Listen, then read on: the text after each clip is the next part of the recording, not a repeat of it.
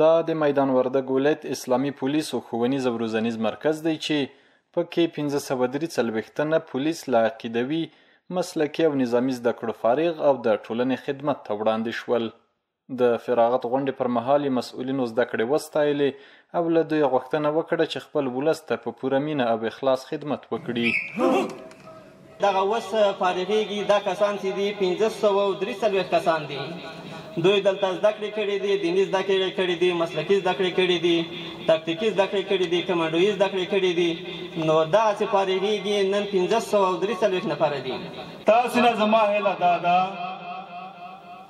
چې دغه دوره چې تاسې دلته ترسره کړه، یو میاشت دوره، تاسې دې ځای نه ځئ خپل وظایفو ته، خپل خطو ته، هغه ملګري چې هلته تعلیمات یې نه لیدلي اوسېږي، دغه خپل تعلیمات څه کوي هغه ملګرو سره شریک کړئ. موږ اوس داسې یو مرحله کې یو چې موږ استعداد وکړو، موږ اعداد وکړو، موږ د خپل ځانونه دې ته برابر کړو د هرې نګاه نه.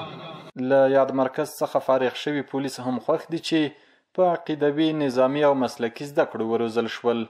دوی وایي هغه چاته به اجازه ورنه کړي چې د اسلامي او ملي ارزښتونو پر وړاندې خنډ وګرځي.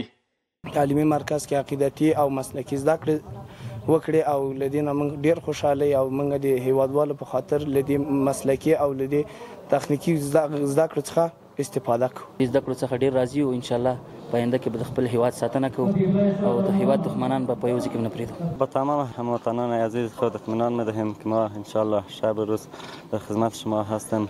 شما هیچ تشویش نداشته باشین و تبلیغات منفی دشمن رو گوش نکنین. دا له یاد مرکز څخه د اسلامي پولیسو د فراغت 9مه دوره وه چې له دې وړاندې هم سلګونه پولیسو ته زده کړې ورکړې او د ټولنې خدمت ته یې استولي.